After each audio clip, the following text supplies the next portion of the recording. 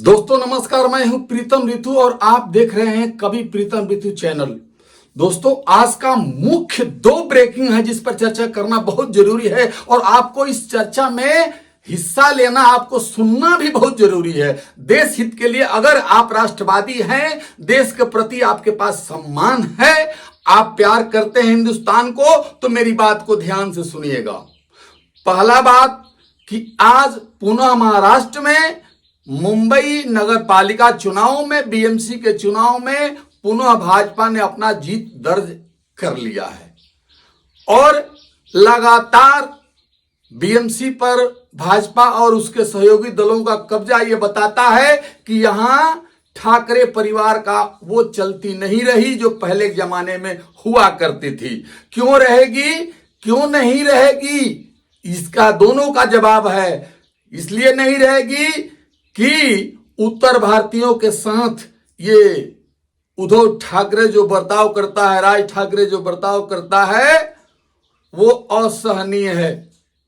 आप अगर गैर मराठी हैं, आपके साथ गलत सलूक किया जाता था या किया जाता है, मारपीट क्या क्या नहीं, यहां तक कि भोजपुरी इंडस्ट्री बंद करवा दिया उद्धव ठाकरे ने अपने जमाने में। आज भोजपुरी के लोग सड़क पर खड़े हैं, रो रहे हैं। भोजपुरी की लड़कियां जो है कि ने जो मुंबई में अपना भाग्य संवारने आई थी, आज गोरेगांव जाकर के फिल्म सिटी के बाहर देखिए कितने बैठ करके रो रही है, क्या क्या कर रही है। सबका इज्जत लूट गया, सबके पास, किसी के पास खाने का पैसा नहीं है, किसी के पास कुछ नहीं है, सब कुछ बर्बाद हो चुका है भोजपुरी का।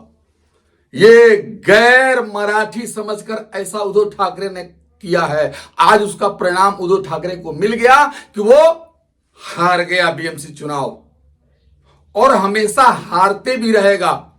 ठाकरे का, मैं अगर कोई कहता कि हिंदुस्तान किसी का बाप का नहीं है, तो ये मुंबई में ही ठाकरे का बाप का नहीं है, या ठाकरे ठाकरे ठाकरे के बाप का नहीं है, किसी का नहीं है, ये सबका है।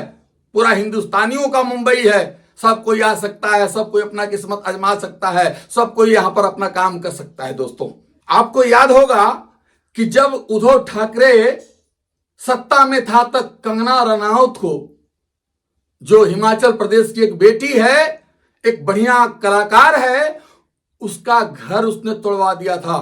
कंगना का श्राप उसी समय पड़ गया था। कंगना ने कहा था, क्या कहा था, सुनिए। उद्धव ठाकरे, तुझे क्या लगता है कि तूने फिल्म माफिया के साथ मिलके मेरा घर तोड़ के मुझसे बहुत बड़ा बदला लिया है? आज मेरा घर टूटा है, कल तेरा घमंड टूटेगा। ये वक्त का पहिया है, याद रखना। तो दोस्तों कंगना का श्राप उद्धव ठाकरे पर पड़ ही गया। पड़ेगा क्यों नहीं, क्योंकि वो ऑलरेडी कांग्रेस से हाथ मिलाकर हिंदुत्व को छोड़ दिया है। हिंदुत्व विचारधारा जो था शिवसेना का, उससे वो अलग हो गया है और हिंदुओं के विरुद्ध, देश के विरुद्ध जो कांग्रेस काम करती है वही काम करता है। तो इसलिए ऐसा रिजल्ट आया है और बीएमसी से वो हार गया है। ये पहला मुद्दा हो गया जिसमें ठाकरे को लोगों ने नकार दिया है, मुंबई वालों ने नकार दिया है कि नहीं, यहां पर रहने वाले सभी देश के नागरिक हमारे भाई बंधु हैं। तो दोस्तों आते हैं दूसरे मुद्दे पर। दूसरा मुद्दा है बंगाल चुनाव में जब ममता बनर्जी के अफसरों पर ईडी छापा मारने गई, तो ऑलरेडी ममता बनर्जी उसमें घुस करके और फाइल जो है, दस्तावेज जो है अपने साथ ले गई। इस पर मुकदमा भी हुआ है और सुप्रीम कोर्ट का आज कहना भी आ गया है, फैसला भी आ गया है। आपको जानकर आश्चर्य होगा दोस्तों, ममता बनर्जी कैसे जीती थी मैंने कई वीडियो में बताया हुआ है। और आजकल यहां अपने देश में कुछ दलाल पत्रकार हैं, कुछ दलाल पत्रकार हैं, जैसे अजीत अंजुम, अभिसार शर्मा, रवीश कुमार, विदेश में बैठा हुआ ध्रुव राठी, ऐसे दोगले लोग हैं जो भारत की संस्कृति को नीचा दिखाने के लिए, भारत को नीचा दिखाने के लिए, भारत के हिंदुओं को नीचा करने के लिए सारा षड्यंत्र रचते हैं, सारा काम करते हैं। याद करिएगा दोस्तों, जो इन दोगलों का ऐसे पत्रकारों का वीडियो जो देखता है, उस पर भरोसा करता है, वो भी देशद्रोही है। इनका तो वीडियो देखना ही नहीं चाहिए आप लोगों को। ये दोगले लोग हैं। आप समझिए, एक सवाल का उत्तर दीजिएगा, कोई भी आदमी देगा। एक चीज बताइए कि ये रवीश कुमार और अजीत अंजुम और अविनाश शर्मा जैसे लोग टीवी पर हुआ करते थे, तो टीवी वाले ने क्यों निकाल दिया? क्यों निकाला? क्योंकि ये लोग पार्टी से, कांग्रेस से पैसा लेकर हिंदुओं को नीचा दिखाने के लिए या देश विरोधी एजेंडे को चलाने के लिए ये अपने मन से स्क्रिप्ट बना करके और पढ़ देते थे टीवी पर, ताकि लोग गुमराह हो जाए। ये पार्टी के लिए काम करते थे, न कि ये स्वतंत्र जो है कि नहीं चैनल थे।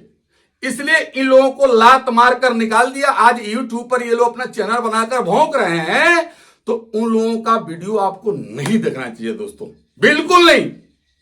ये देश के गद्दार लोग हैं, जयचंद लोग हैं, आरफा जो है बहुत है, प्रसून वाजपेयी है, ये सब गद्दार लोग हैं, ये गद्दार पत्रकार है।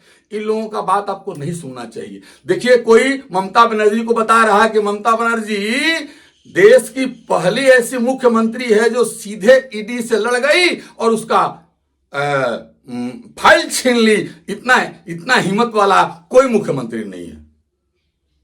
कई पत्रकार बता रहे हैं, अपने वीडियो में बता रहे हैं, जबकि असलियत यह है दोस्तों, जान लीजिएगा कि उस फाइल में ममता बनर्जी का सारा काला करतूत उन फाइलों में बंद है। और आज सुप्रीम कोर्ट का फैसला भी आ गया कि किसी स्वतंत्र एजेंसी, ईडी जैसे एजेंसी के काम में बाधा कोई भी मुख्यमंत्री हो या प्रधानमंत्री हो नहीं डाल सकता है। अगर वो डालेगा तो वो दोषी ठहराया जाएगा। तो जिसको अच्छा मुख्यमंत्री लोग बता रहे थे, आज वो उसकी दशा लालू जैसे होने वाली है। आज ही लिख लीजिए, लालू जैसा जेल में सड़ेगी जीवन भर ये ममता बनर्जी। दलाल पत्रकारों ने ममता बनर्जी के बारे में क्या कसीदा पढ़ा और सुप्रीम कोर्ट ने क्या फैसला दिया, इस वीडियो को ध्यान से देखिए। इस देश में ऐसा पहली बार हुआ है जब किसी मुख्यमंत्री ने ईडी जैसी केंद्रीय एजेंसी के खिलाफ मोर्चा खोल दिया है। अगर कोई सीएम सीधे ईडी से टकराने का जोखिम मोल ले सकता है तो वो ममता बनर्जी हैं, और आज उन्होंने वही किया। भारतीय जनता पार्टी जिसने साम दाम दंड भेद से चुनाव जीतना है, यह मन बना लिया है। यही वजह थी जब आईपैक पर रेड पड़ी थी तो ममता बनर्जी उस रेड में घुस गई थी और कुछ दस्तावेज बाहर लेकर आ गई थी और सीधा प्रहार किया था देश के गृह मंत्री अमित शाह पर। ममता बनर्जी आज कोलकाता में ईडी से ही भिड़ गई। जहां छापा पड़ रहा था वहीं उन्होंने धावा बोल दिया। काफी गुस्से में ममता नजर आ रही थी। प्रधानमंत्री, गृह मंत्री को चुनौती देने लगी कि चुनाव में लड़ने की हिम्मत दिखाएं। आईपैक और ईडी मामले में सुप्रीम कोर्ट की तरफ से फैसला दिया गया और ममता सरकार को झटका कहा जा सकता है क्योंकि नोटिस जारी किया गया है। यह बड़ी खबर इस वक्त की आपको बता रहे हैं। आईपैक छापेमारी मामले में ममता सरकार को नोटिस सुप्रीम कोर्ट की तरफ से जारी किया गया है और ईडी अधिकारियों पर दर्ज एफआईआर पर रोक लगा दी गई है। साथ ही नोटिस जारी कर 3 दिन में जवाब मांगा गया है। एजेंसी के काम में दखल नहीं दे सकते हैं। यह बहुत अहम टिप्पणी सुप्रीम कोर्ट की तरफ से की गई है। ये बहुत जल्दी ममता बनर्जी चुनाव भी हारेगी और जेल के अंदर भी होगी और इतना दिन तक जेल में रहेगी। लालू प्रसाद यादव के बाद ये महिला मुख्यमंत्री होगी जो जेल के अंदर जाने वाली है और जीवन भर उससे, लालू प्रसाद यादव तो खैर बीमारी के बहाना जिंदा वापस आ गए, लेकिन ये बुढ़ी होकर के मर करके वो आएगी। इसको लिख लीजिए, एकदम होने वाला है। उस पर ऐसा मामला बन रहा है और एकदम बनना ही है। दूसरा बात दोस्तों, आप ऐसे पत्रकारों का जिसका आपने वीडियो देखा, कभी भी वीडियो मत देखिए। ये दोगले लोग हैं, ये भारत को नीचा दिखाने वाले लोग हैं। ये कभी भी कांग्रेस जो कभी भी देश हित में नहीं सोचती है, जो आज भी राहुल गांधी चिल्ला रहा है जो इलेक्शन कमीशन ने मुंबई में गड़बड़ कर दिया, आज भी चिल्ला रहा है। आज ही उसका ट्वीट देख लीजिए, नीचे चल रहा है, देखिए ट्वीट देखिए, चिल्ला रहा है राहुल गांधी चिल्ला रहा है कि इलेक्शन कमीशन जो है कि नहीं, मुंबई में या महाराष्ट्र का बीएमसी चुनाव भाजपा को जिता दिया। तो दोस्तों, ऐसे लोगों से बच के रहना है, ऐसे गद्दारों से बच के रहना है। एकदम आपको, अगर मोदी जी के साथ आप नहीं है तुम कोई बात नहीं है, लेकिन इन गद्दारों के साथ मत रहिएगा दोस्तों, अन्यथा आपके पास भी वही बुद्धि चली जाएगी और आपसे पैदा होने वाला बच्चा भी, आपका अगला जनरेशन भी खराब होगा। इसलिए इससे बच के रहिएगा, मेरा हाथ जोड़कर आपसे विनती है। नमस्कार, मिलते हैं अगले एपिसोड में।